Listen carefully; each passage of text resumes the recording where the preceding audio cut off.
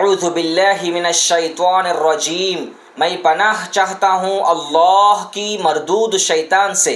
بسم اللہ الرحمن الرحیم، شروع اللہ کے نام سے جو بڑا مہربان نہایت رحم کرنے والا ہے۔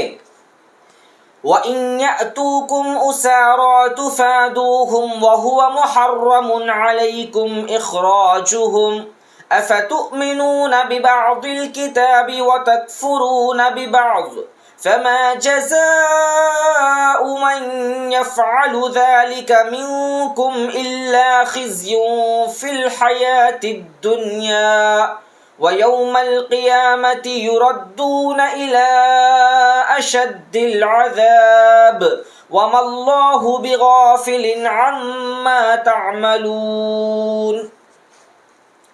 اور اگر وہ تم تک قیدی ہو کر پہنچ جاتے ہیں تو تم فدیہ دے کر چھڑا لیتے ہو، حالانکہ ان کا وطن سے نکالنا ہی تم پر حرام تھا۔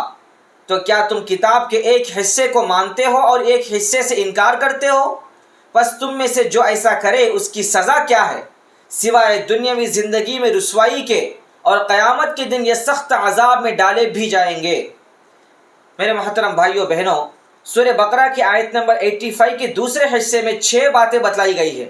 پہلی بات، اگر وہ دشمنوں کے قیدی بن کر تمہارے پاس آ جاتے ہیں تو تم ان کو فدیہ دے کر چھڑا لیتے ہو۔ دوسری بات، حالانکہ ان کو گھر سے نکالنا ہی تمہارے لیے حرام تھا۔ تیسری بات، تو کیا تم تورات کے کچھ حصے پر تو ایمان رکھتے ہو اور کچھ کا انکار کرتے ہو؟ چوتھی بات، اب بتاؤ کہ جو شخص ایسا کرے اس کی سزا اس کے سوا کیا ہو سکتی ہے کہ دنیاوی زندگی میں اس کی رسوائی ہو؟ پانچویں بات، قیامت کے دن ایسے لوگوں کو سخت ترین عذاب کی طرف بھیج دیا جائے گا۔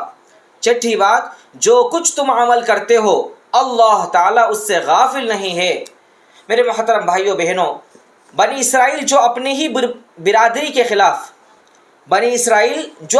برادری کے خلاف ان کے دشمنوں سے ساز باز کرتے ہوئے ان کو گھر سے بے گھر کرتے تھے اور ان کی خون ریزی کرتے تھے، لیکن جب بنی اسرائیل کی برادری کے لوگ دشمنوں کے ہاتھوں میں قیدی ہو کر آتے تھے تو بنی اسرائیل اپنی جانب سے فدیہ دے کر ان کو چھڑاتے تھے۔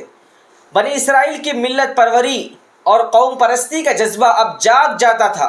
اگر ان بنی اسرائیل سے جب یہ کہا جاتا تھا کہ یہ کیا قصہ ہے کہ تم اپنے ہی ہاتھوں اپنے ہی لوگوں کو قتل بھی کرتے ہو، بے گھر بھی کرتے ہو، لیکن کوئی قیدی بن کر آئے تو اس کو چھڑا بھی دیتے ہو، تو وہ کہتے تھے کہ تورات میں ہم کو اس کا حکم دیا گیا ہے۔ اللہ تعالیٰ ان سے سوال یہ کر رہے ہیں کہ تم تورات کی بعض باتوں پر ایمان رکھتے ہو اور بعض باتوں کا انکار کرتے ہو، یہ کیا ماجرا ہے؟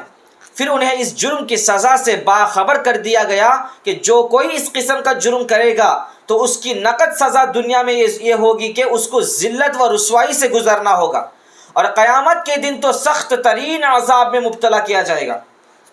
میرے محترم بھائیوں بہنوں، آسمانی کتابوں کی تعلیمات کا تقاضا یہ ہے کہ اس کی ساری باتوں پر ایمان رکھا جائے۔ اپنی مرضی کے موافق بعض باتوں کو مان لینا اور بعض باتوں سے مکر جانا اور انکار کرنا ناقابل معافی جرم ہے۔ اللہ تعالی ہم سب کو قرآن مجید کی تمام باتوں پر ایمان و یقین رکھنے اور اس پر عمل کرنے کی توفیق بخشے، آمین۔ صدق اللہ العلی العظیم۔